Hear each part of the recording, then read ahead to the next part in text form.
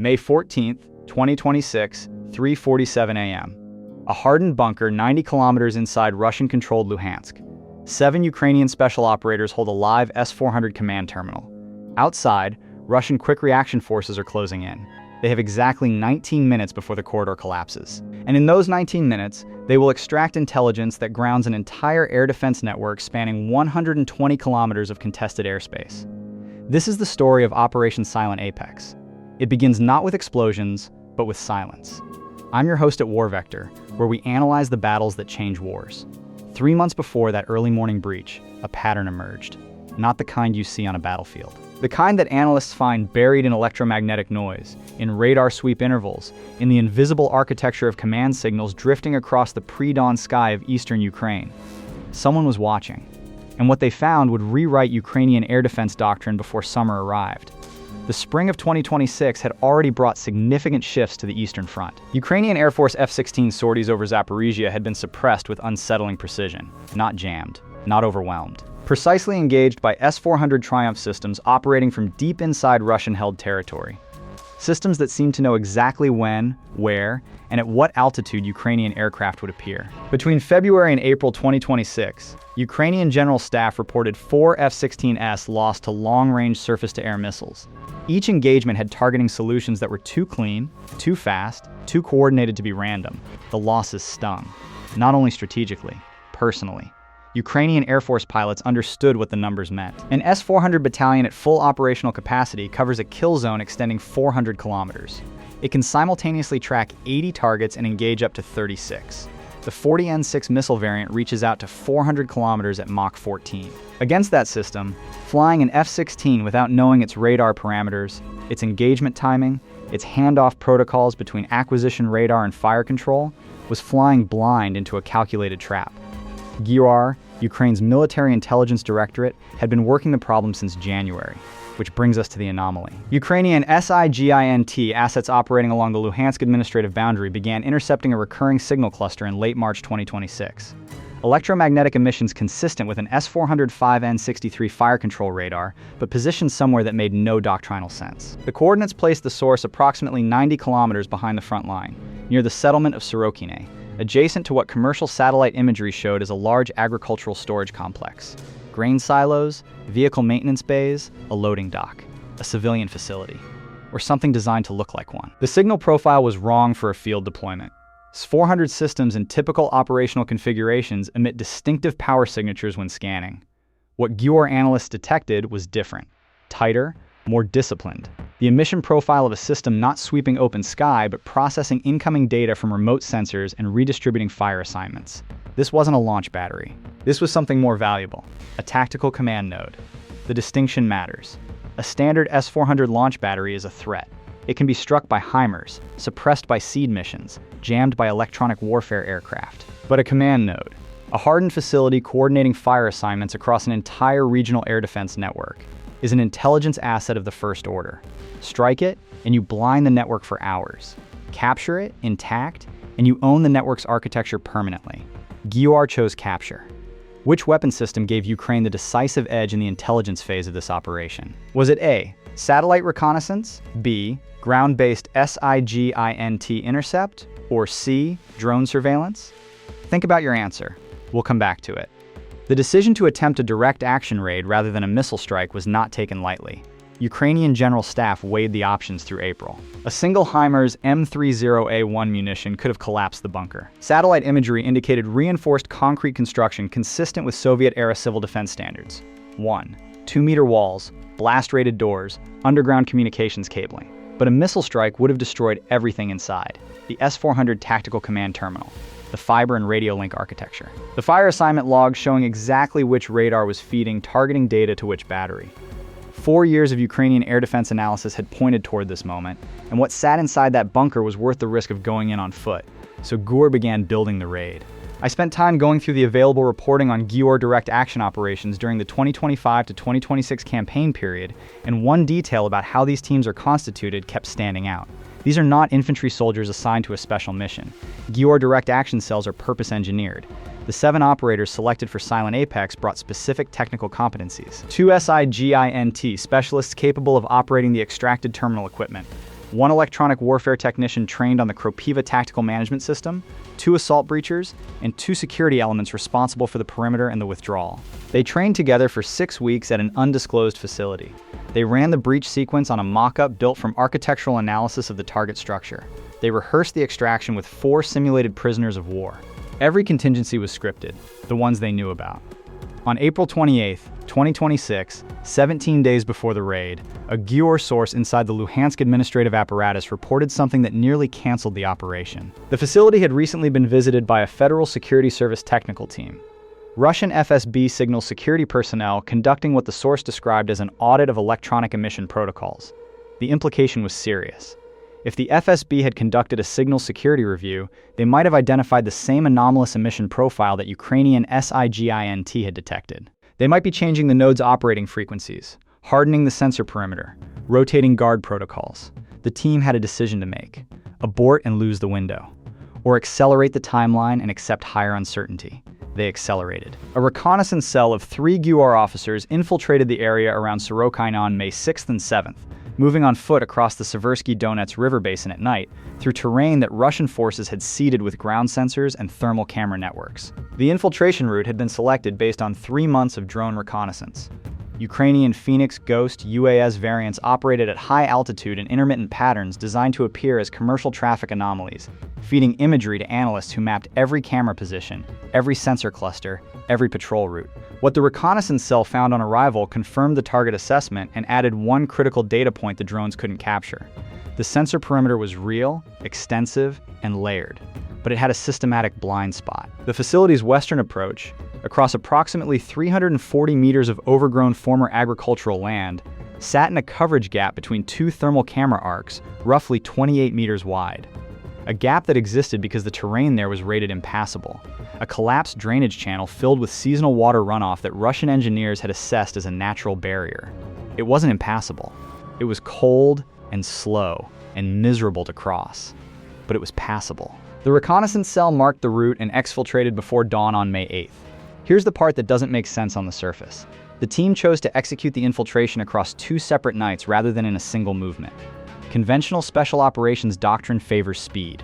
Compress the exposure window, minimize the time between insertion and action. GUR's planners chose the opposite. The first night, May 11th to 12th, the 7 operators moved to a concealed holding position 6, 3 kilometers from the target. They spent the daylight hours of May 12th motionless, monitoring radio traffic, confirming sensor timing, eating cold rations, waiting. The second night, May 12th to 13th, they moved to a second holding position 1, 4 kilometers from the perimeter. Another full day of waiting. Only on the night of May 13th to 14th did they execute the final approach and breach. The logic, when you understand it, is clean. 2 nights of silent observation gave the electronic warfare technician precise data on the sensor sweep timing. When each camera cycled, when each ground sensor transmitted its status pulse to the monitoring station inside. By the time the team moved to breach, they weren't guessing at the sensor network's rhythm. They had mapped it exactly. At 2:58 a.m. on May 14th, the EW technician activated a NOTA-M portable electronic jamming system. The device, compact enough to fit in a standard assault pack, transmits targeted interference across specific frequency bands. It doesn't create a dramatic blackout. It introduces enough noise into the sensor transmission frequencies to produce a 23-second window in which sensor status pulses fail to register at the monitoring station. 23 seconds of invisible movement. The team crossed the drainage channel in 4 crossings. The cold water reached their waists. They reached the western wall of the facility at 3:11 a.m. Stay with me. What happens in the next 18 minutes determines whether Ukraine's air war over Zaporizhzhia survives the summer. The western access point was a maintenance door, rated for vehicle equipment transit, secured with a Soviet-era mechanical lock supplemented by a modern electronic keypad unit. The breacher assessed it in under 4 seconds. Mechanical bypass tool applied to the lock cylinder. 6 seconds. The door opened without noise. Inside, a maintenance corridor, 40 meters long, fluorescent lighting on motion sensors that activated as the team entered.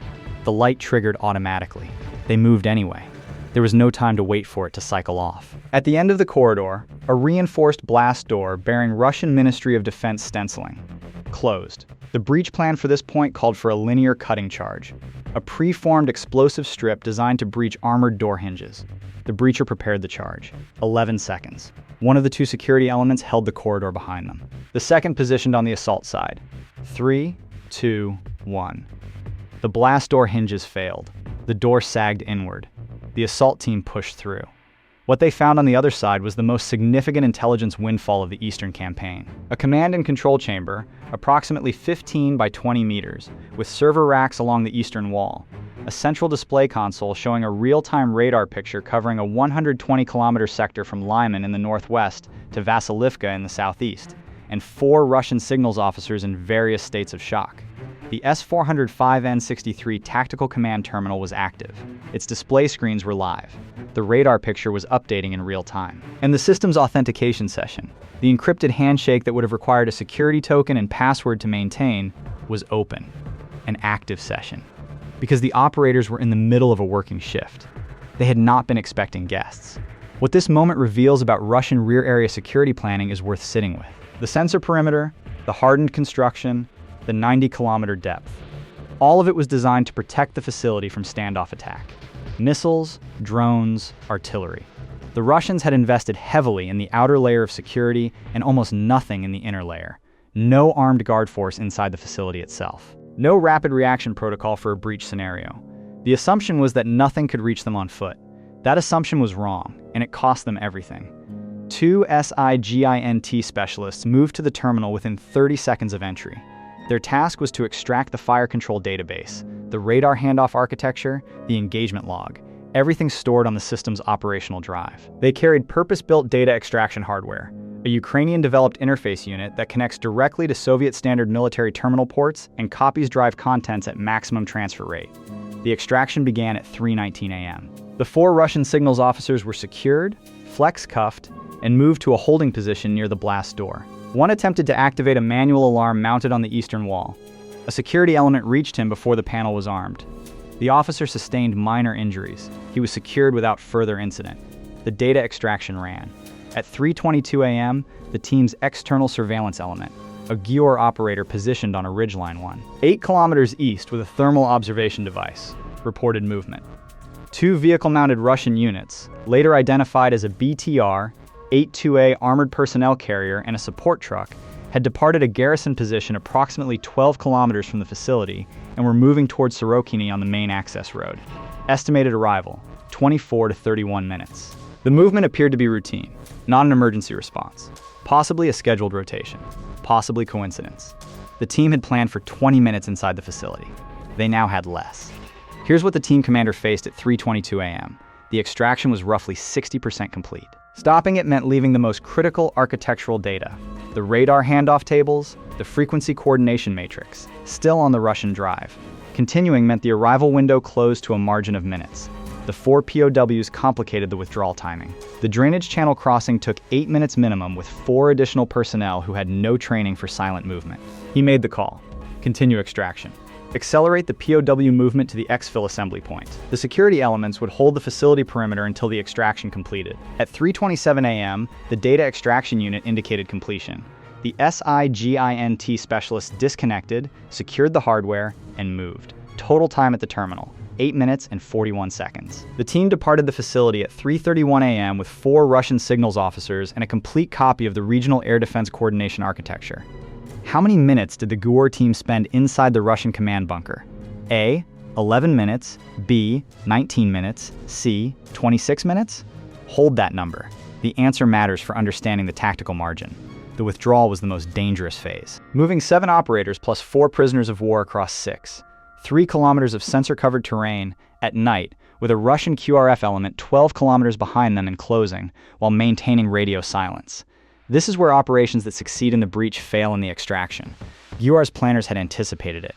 The exfil route was not the infill route. The team moved southeast from the facility, away from the approaching Russian vehicles, through terrain the reconnaissance cell had pre-cleared. At 4:08 a.m., they reached a vehicle pickup point where 2 civilian pattern vehicles, agricultural trucks modified with reinforced floors and concealed crew compartments, waited with 2 GUR drivers. The Russian QRF reached the facility at 4:17 a.m. By that time, the extraction team was 23 kilometers away. The debrief of the 4 captured Russian signals officers took place over 3 days at an undisclosed GUR facility. Ukrainian General Staff confirmed the intelligence value publicly only in general terms, describing it as, and I'm quoting directly, the most significant SIGINT haul of the 2026 operational year. When you read that against the operational context, it's considerable. Put yourself in the position of a Ukrainian Air Force planner receiving the extracted database. You now have the radar topology for a 120-kilometer S-400 sector. Every radar node, its coordinates, its frequency parameters, its handoff timing, the gap windows between acquisition and engagement. You know which units are assigned which sectors. You know the authentication protocols. You know the blind spots in the network's coverage architecture. That isn't just intelligence. That's a key to a locked door that was closing off the eastern sky. Within 2 weeks of the operation, Ukrainian Air Force sorties over eastern Zaporizhzhia reported 0 S-400 engagement attempts. Combat footage verification from Ukrainian F-16 operations during May 28th to June 15th shows sorties completing mission profiles without engagement by long-range surface-to-air systems. Ukrainian sources assess that Russian Air Defense Command, now aware that Ukraine held detailed knowledge of the network's full topology, ordered the system rerouted and partially dismantled, a massive operational disruption affecting coverage across the entire eastern sector. Ukrainian Air Force analysts confirmed to Ukrainian General Staff in early June 2026 that the network restructuring had created a coverage gap of approximately 11 days, during which Russian air defense over northeastern Zaporizhzhia was operating at reduced capability. Ukrainian operations during that period capitalized accordingly. Here's the take that may not sit well with some viewers. The conventional reading of this operation is that GUR executed a brilliant raid and Ukraine won a significant intelligence victory. That's accurate. But the more important story, the one that doesn't get examined enough, is what the success reveals about Russian military intelligence failure. Russian counterintelligence knew, by April 2026, that Ukrainian SIGINT had the capability to detect hardened facility emissions at 90 kilometers depth. The FSB audit in late April confirmed the facility was on their radar as a potential vulnerability. They did nothing operationally meaningful in response. They didn't rotate the terminal's operating frequencies on an emergency basis. They didn't install an armed internal guard force. They didn't harden the sensor perimeter against the one approach vector that was clearly undercovered. That failure isn't a tactical oversight, it's an institutional one. Russian rear area security planning in 2026 is still operating on the assumption that depth equals safety, that 90 kilometers of contested territory is an impenetrable barrier against ground action. GUR has disproved that assumption repeatedly throughout this war, and Russian command keeps planning as if it hasn't. That institutional inertia is costing them at a strategic level, and no amount of tactical competence at the unit level compensates for it. If you believe doctrine beats hardware, type WarVector in the comments. This operation is a textbook case study in how doctrine determines outcomes. Subscribe to WarVector if you want to understand how modern warfare actually works. Not the version that fits a press release, the version that changes air campaigns. Let's look at what the extracted data actually unlocked, because the tactical dimension here is more sophisticated than initial reporting suggested. An S-400 system's effectiveness doesn't depend solely on its hardware. The 91N6E Big Bird surveillance radar can detect stealth-optimized targets at 600 kilometers. The 92N6E Gravestone fire control radar can simultaneously track 100 targets and guide 16 missiles. On paper, an S-400 battalion is close to impenetrable, but in a contested environment, S-400 effectiveness depends critically on network coordination. An isolated battery, cut off from its command node's fire assignment logic, operates at sharply reduced capacity. It falls back on its own organic radar rather than integrated queuing from a regional picture. It makes engagement decisions without cross-battery coordination, the kind that prevents two units from engaging the same target while a third slips through uncovered.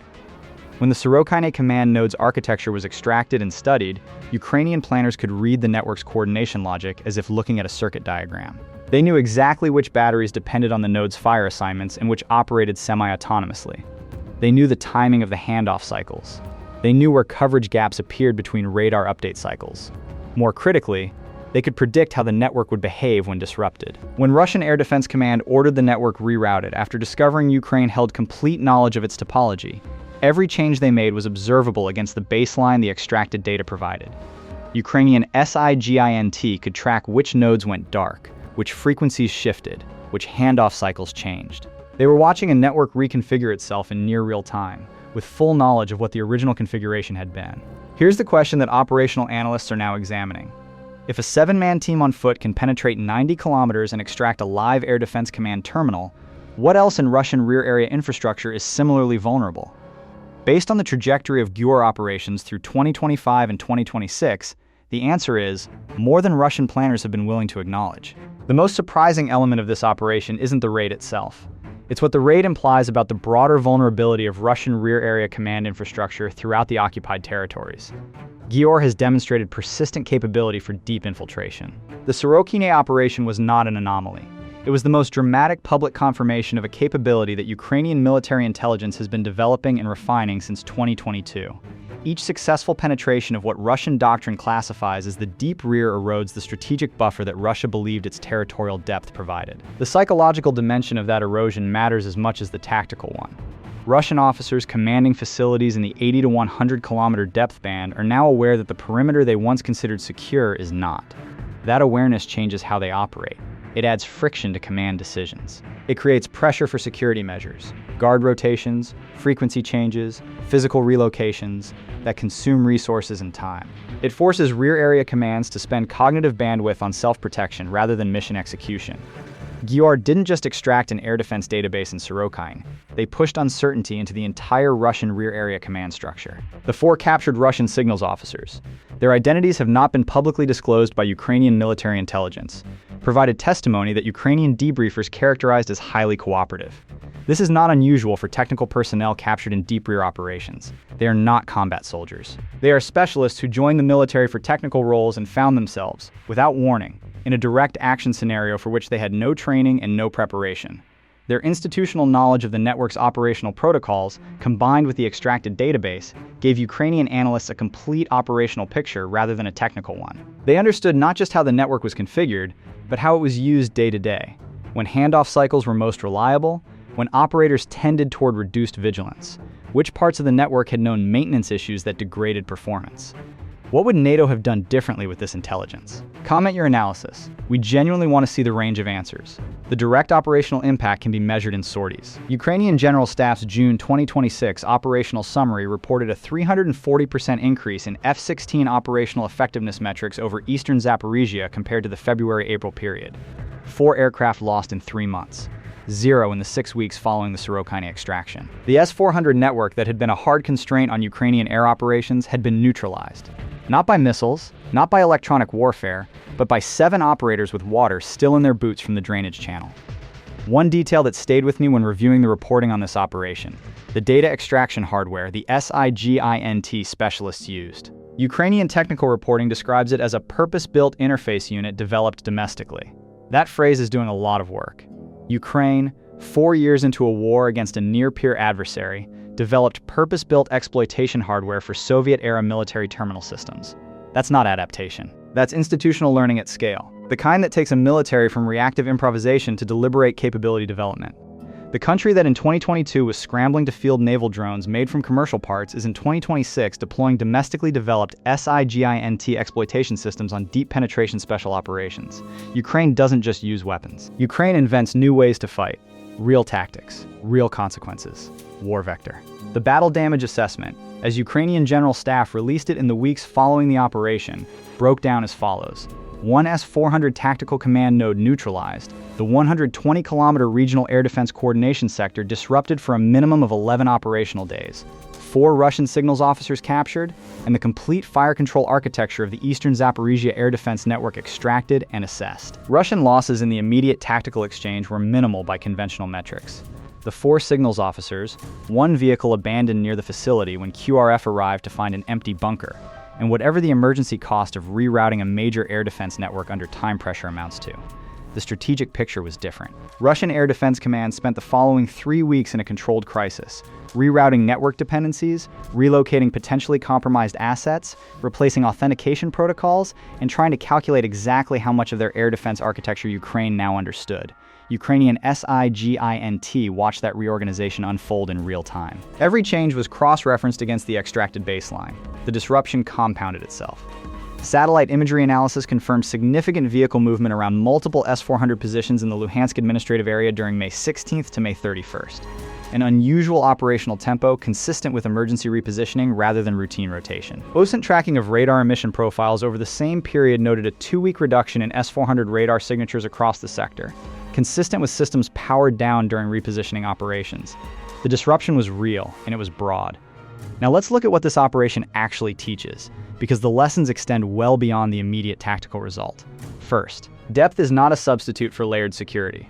Russian air defense doctrine positioned the Sorokyne command node 90 kilometers behind the front line on the assumption that this depth made ground assault impractical. That assumption failed against an adversary willing to invest in the reconnaissance preparation, the rehearsal time, and the physical hardship of a 2-night foot infiltration across sensor-covered terrain. The 90-kilometer buffer that Russian planners believed was protective was, in practice, just a longer walk for a GUR team with the right training and equipment. Second, hardened physical infrastructure is not sufficient protection for high-value intelligence targets. The Sorokyne facility had reinforced construction, sensor perimeter coverage, and electronic emission security procedures. None of those protections held against an approach vector the facility's designers had rated impassable. Security planning that relies on environmental barriers rather than armed response assumes the enemy will follow your risk assessment rather than test it. Third, the value of a captured intelligence target exceeds the value of a destroyed one. Ukrainian planners made the right call choosing direct action over missile strike. A HIMARS impact on Sorokyne would have terminated the node's operations for days and forced a rebuild. The extraction gave Ukraine persistent intelligence advantage over a network that Russian commanders are still trying to rebuild. The cost of a 7-man infiltration versus the cost of an air defense network rerouting under emergency conditions. There's no comparison. Fourth, Ukrainian special operations capability in 2026 is not what it was in 2022. The domestic exploitation hardware, the 6-week mission rehearsal cycle, the reconnaissance cell's precise sensor mapping, the 2-night infiltration sequence. All of it reflects a military organization that has been deliberately building special operations competency for 4 years. GUR is now capable of operations at depths and technical complexity that most Western special operations forces would consider ambitious. Will the neutralization of this S-400 network change Russian air defense doctrine for deep rear command nodes before the end of 2026? Comment why yes or no. This is exactly the kind of doctrinal pressure point that gets studied in staff colleges. The answer to our tactical quiz. The GUR team spent 19 minutes inside the Russian command bunker. Option B. The team entered the control chamber at 3:12 a.m. and departed at 3:31 a.m. Those 19 minutes covered the securing of 4 prisoners of war, the complete extraction of the fire control database, and withdrawal preparation. The margin was calculated. The approaching Russian QRF reached the facility 46 minutes after the team departed. That margin was not luck. It was the product of 3 months of intelligence preparation and 6 weeks of rehearsal. Every minute inside the bunker had been scripted against the QRF response timeline. The 19-minute execution met the plan almost exactly. 3 questions this operation leaves open. Was the decision to take prisoners of war rather than leave the signals officers secured inside the facility the right tactical choice? The POWs added significant complexity to the withdrawal and compressed the exfil timeline. Their intelligence value in debriefing was substantial, but so was the risk they introduced. A reasonable argument exists that securing them inside the facility and departing faster would have been the lower risk option. Reasonable people disagree. Could Russian Air Defense Command have prevented this? They had indications that the facility was potentially identified. The FSB Signals security audit in late April suggests they knew the facility's emission profile had been detected. A more decisive response to that audit, full blackout of the facility's emissions for 30 days, an armed internal guard force, relocation of the terminal, would have made the Sorokyne raid impossible or dramatically more costly. The fact that those measures weren't taken suggests Russian rear area security planners didn't assess the direct action threat as credible. That assessment was wrong. What would you have done differently? As the GUR team commander, at 3:22 a.m., with the QRF 12 kilometers out and the extraction 60% complete. The decision to continue rather than abort with partial data was a calculated risk. The remaining 40% contained the most critical architecture data. Aborting was the low-risk option. Continuing was the high-value option.